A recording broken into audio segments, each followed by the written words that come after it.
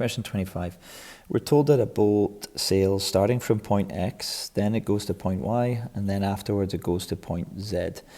We're told, first of all, that Y is on a bearing of 280 degrees from X. Then, from Y, we have Z on a bearing of 220 degrees.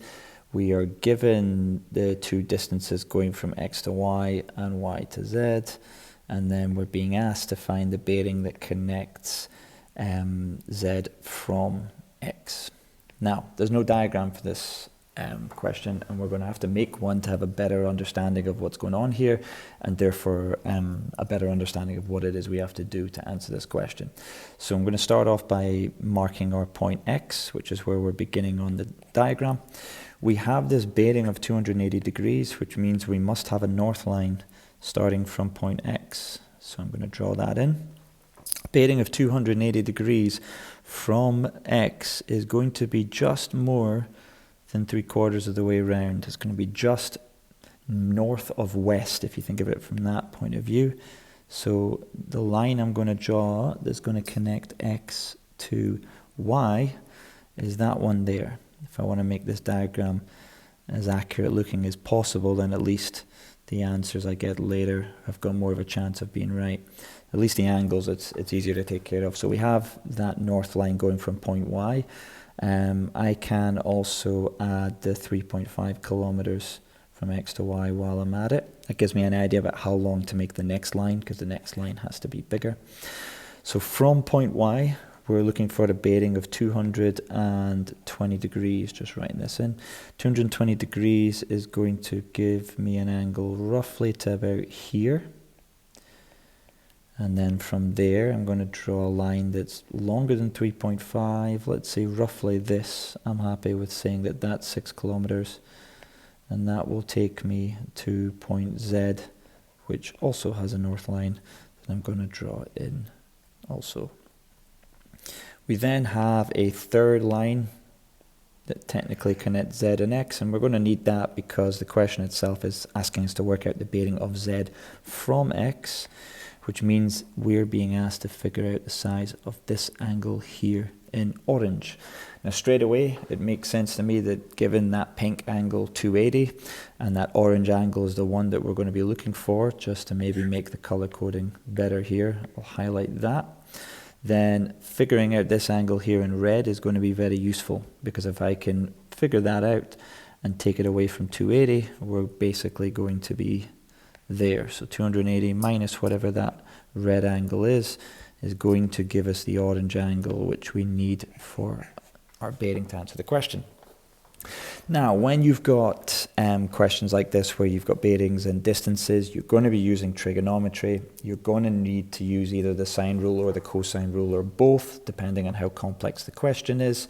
5 marks tells me that you're probably going to be using the more than one rule, although bearings itself does make it trickier for marks involved as well.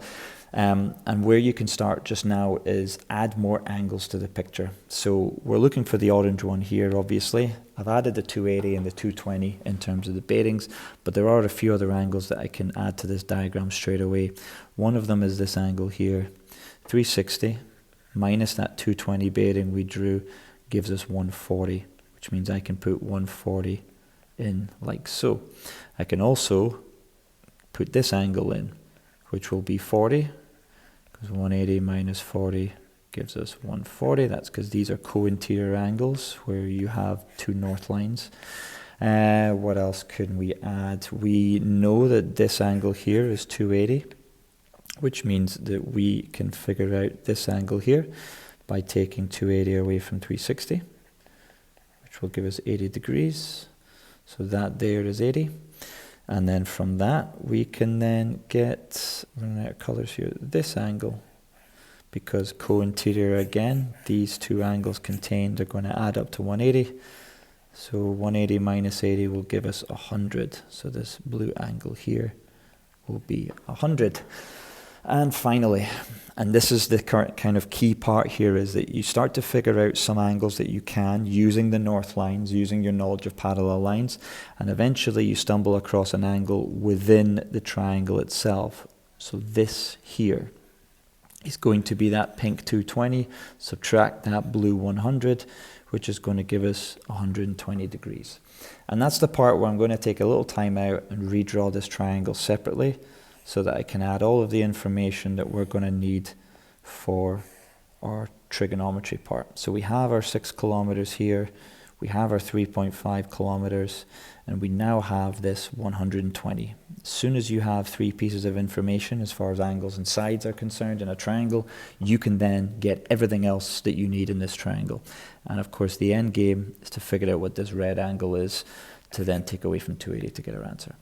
So how do we do this? Well, the way that springs to mind here is that we can figure out what this side is first, call this x, using the cosine rule, 3 sides and 1 angle. We're going to use that for the cosine rule, and then after that I'm going to use this side and this angle, and this side and this angle, and the sine rule to figure out our angle in red. So, cosine rule to begin with, a squared equals b squared plus c squared minus 2bc cos a, so 2 times 6 times 3.5 times cos of 120.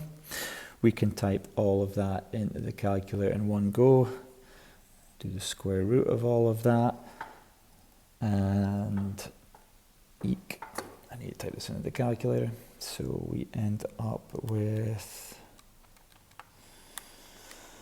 let's see, we're going to get 69.25, which when we square root it will give us root 277 over 2. Now, you can use a decimal if you want, but it's not a nice decimal and it goes on forever. So just make sure that you're using your answer button when moving forward, or if you use it in its exact value, which your calculator will have given you it as.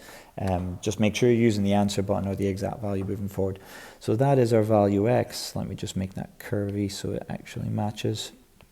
And let this red angle be y for the next step. So sine rule.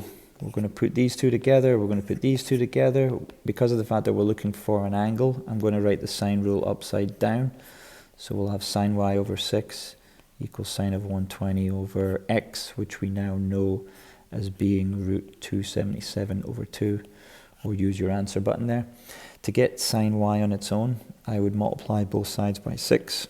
So I can type this in my calculator in one go. Of course, you can use the ANS button again, but don't write ANS. Write down either the fraction here or the decimal. When we do this, you will get sine y is going to equal, we're going to end up with 0.78 and change, dot, dot, dot, dot.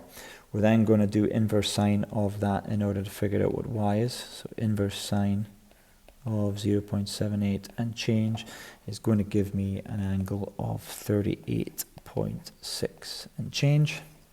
And lastly, I plug that 38.6 and change, again using the answer button, taking it away from 280, and we end up with the orange here of 241.4. So our bearing is 241.4. Technically, if we have the decimal, but as a bearing, it can also be written as 241 degrees. That's what we would use in the real world. The mark scheme has it as having a decimal here. So if you wrote either of these, you're technically right. But I guess if you're following the mark scheme to a T, then that angle there in green is your final answer. Done.